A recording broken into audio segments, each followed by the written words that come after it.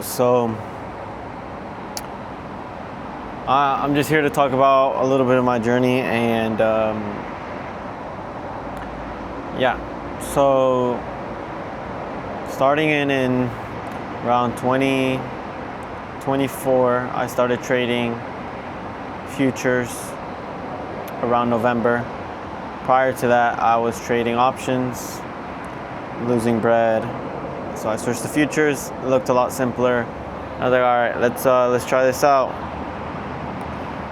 Got a mentor. 4 months later, I get a payout in around January, end of January. Make $3,000. Now I start setting these expectations of me. What's next? I'm trying to make 10 grand. All right.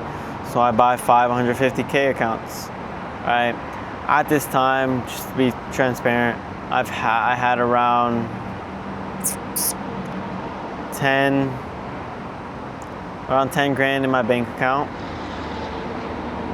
All right, so maybe a little bit more because I was working full time at that time, and so bought 150K. It's like, all right, I have 10 grand. It's fine. It doesn't really matter.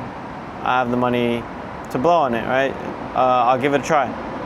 But I tried to scale too quickly, and I ended up blowing around 5 sets in one day at one point, and it was probably 1,500 per set times 5. Let's do the math there. 1,500 times 5. $7,500 in one sitting I lost. At that time, as you can imagine, I felt like shit. I felt terrible. And that was probably like the most money I've ever lost in general, probably my whole trading career. And from that time, I started losing even more money. My bank account got to this amount. I'll pop it up. After that, I went on like another 2-month streak of blowing every single fucking dollar I had. Working, blowing all my paycheck, working, blowing all my paycheck.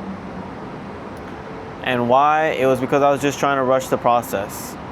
And I really thought I was him. I really thought I was, gonna make that shit work out. I thought I could, I was just thinking at the end of the week, I'm like, all right, I'm gonna get a 25K payout at the end of this week.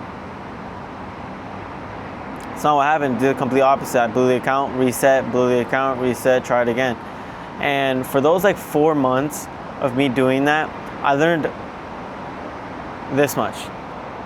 I learned absolutely nothing. And it just wasted time during my trading career. And over trading, revenge trading, all that shit, I've done it. I've done all the emotional things you can do. And I feel terrible about it, obviously, but it's really taught me that, being emotional and being greedy, all these things, they do absolutely nothing for your trading career. And if you really want to progress, that's something that you can really, really control. You can actually control revenge trading, emotional trading. During those 4 months, I didn't have to lose probably 10 grand in those 4 months or whatever it was. I didn't have to lose 10 grand, 15 grand, whatever it is. It was a lot. I didn't have to lose that. I could have taken my time, scaled back down to 1-2 accounts, gotten a couple payouts, gotten a buffer, and built myself up from there, right? It got to the point where I had to stop trading. In the summer of 2025, I stopped trading. Or the beginning of summer, I stopped trading for around a month and a half. Had no more money, really need to take a break from trading, and that's what I had to do. I didn't want to because I was pretty much addicted to trading. I had to go on the chart, and trade. Okay, so yeah, after those month and a half, I was like, all right, I'm gonna start trading again. End of summer, I start trading again. Boom, same bad habits come back. I start over trading, start being emotional, I start doing some dumb shit. All right, for probably about a month and a half, I was doing it not as bad as I was before. You know, I was having like a week of good, and then I'd blow my shit and whatever. Eventually it came to August, September, or July. I started taking one trade a day. One trade a day. Took my trade, journaled it, moved on, went to the next day. Boom, first 10K month I hit it. All right. Next month, $17,000. Following month, 5 figures. Following month, 5 figures. All right. Pretty good numbers. All right.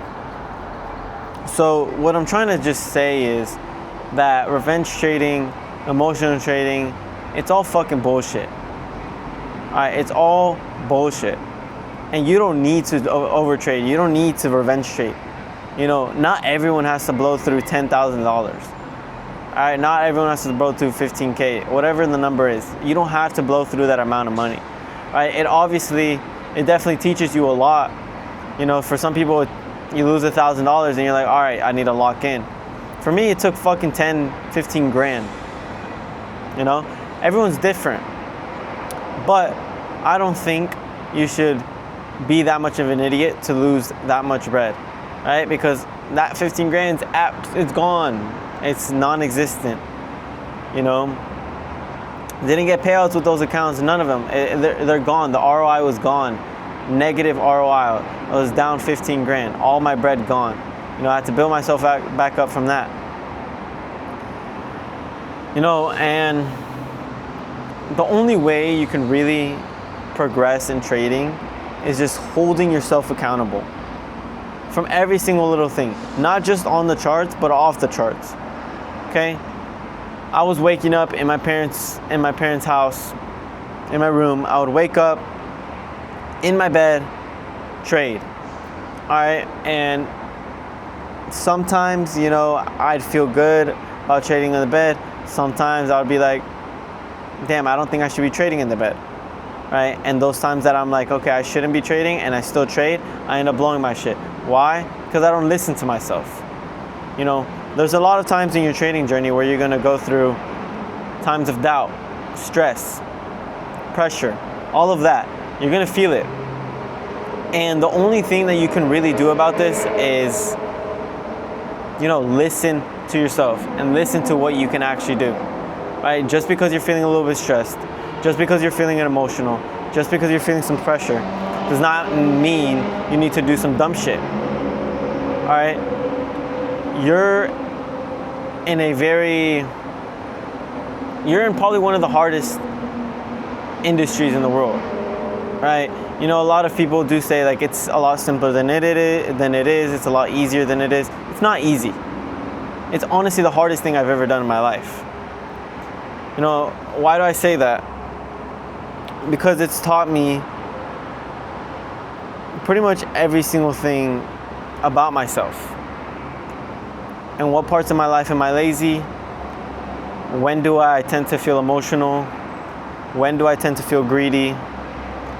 When do I tend to feel confident? You know, either the night before I get a full night's rest and I'm like, okay, maybe I shouldn't trade in the bed today. It's small things like that that you really have to listen to yourself. You know, the day before, maybe you had a really, really emotional day in your personal life. Maybe tomorrow you should just take the day off.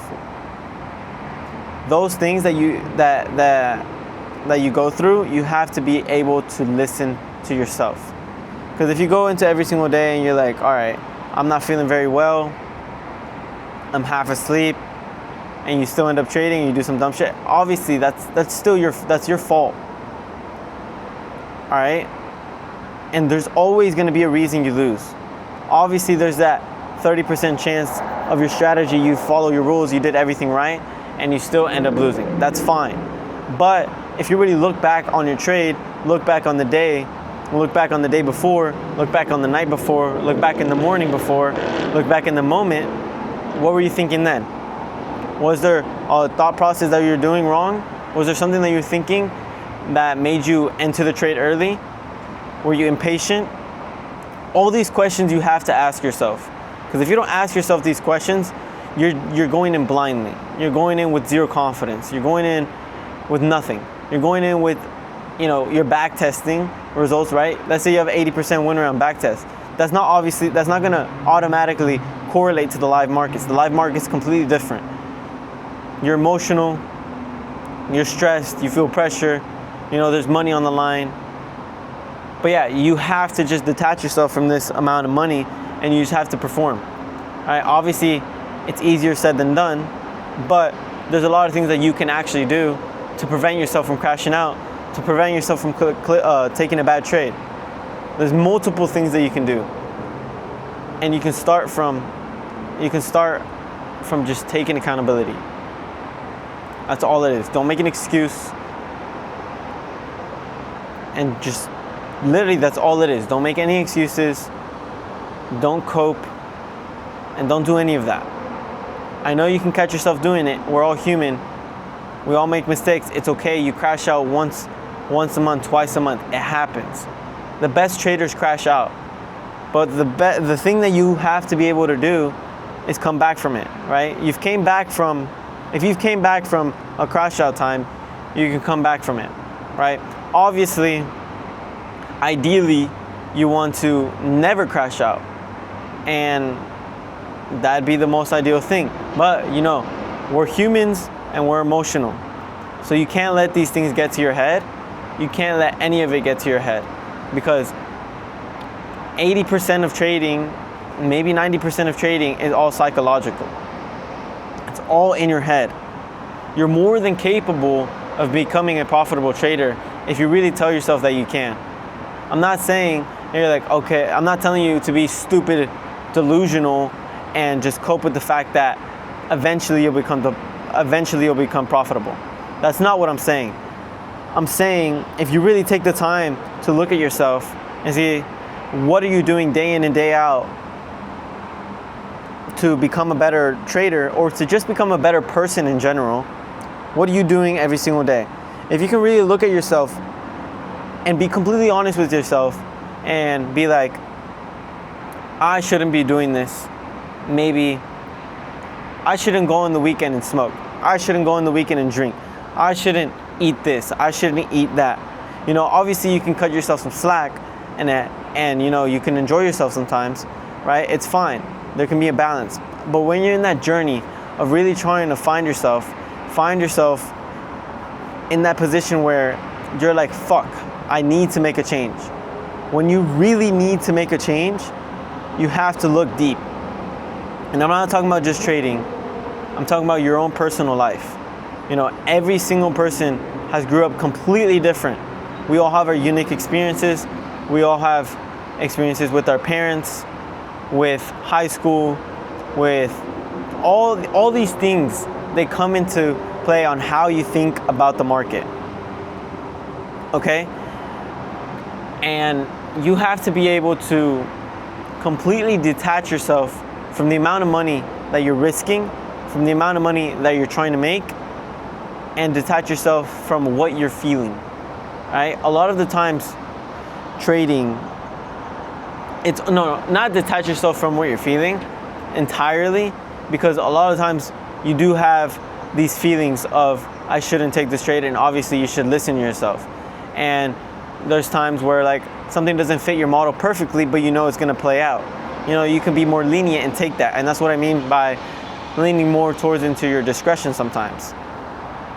And it's completely okay with doing that. You just have to have your risk parameters set.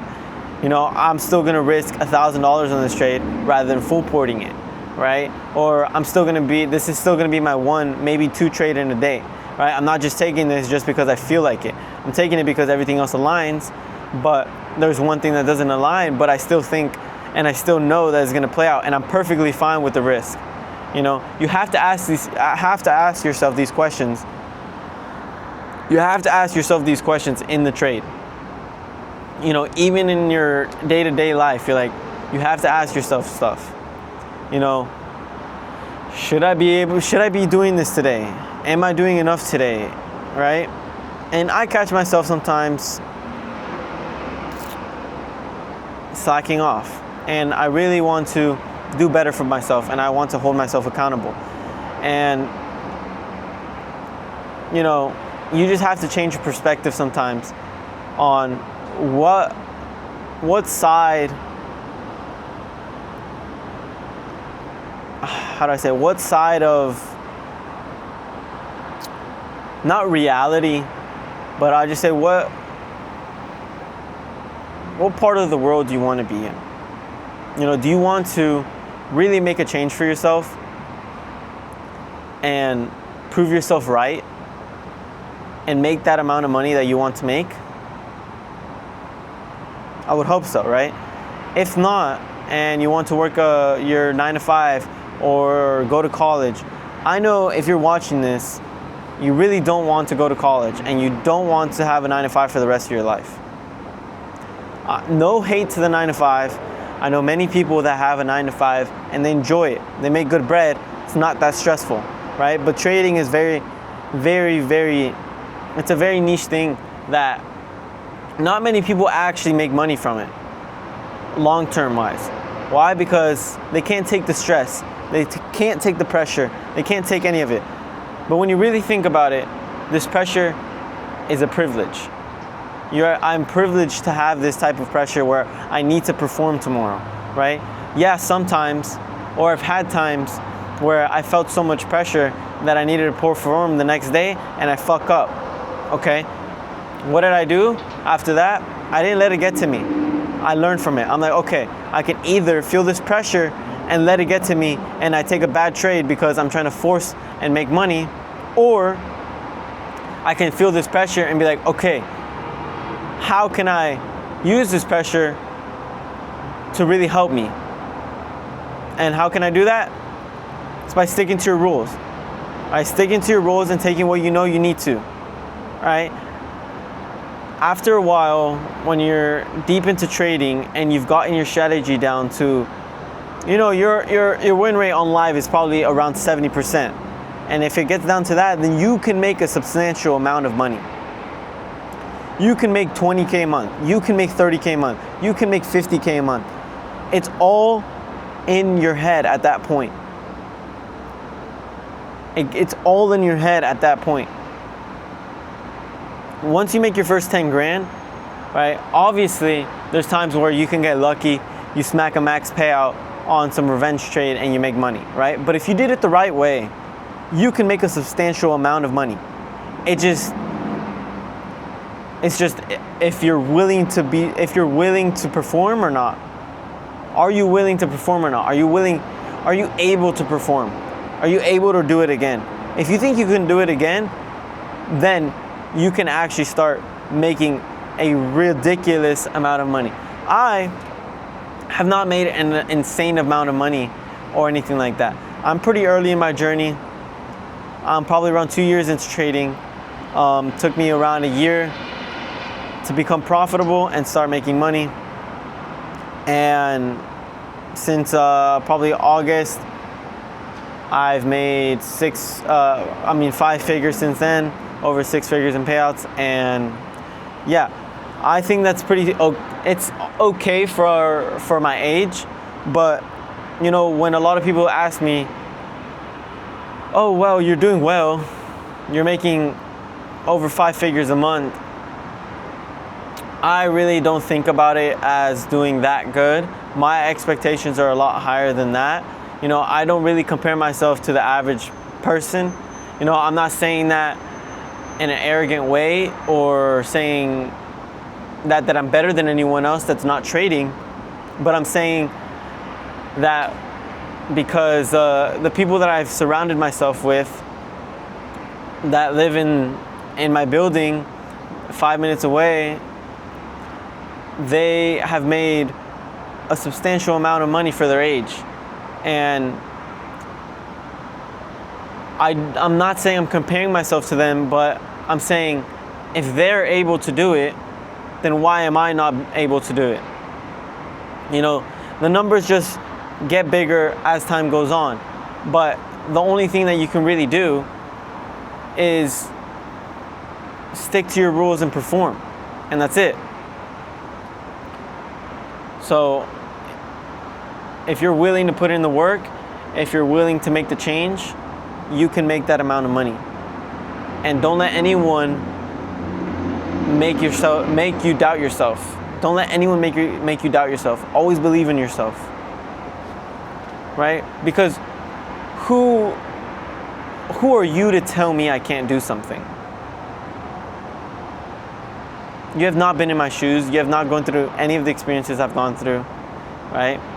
I've pulled myself out of the deepest holes that I've got put in, right? I've been in very, very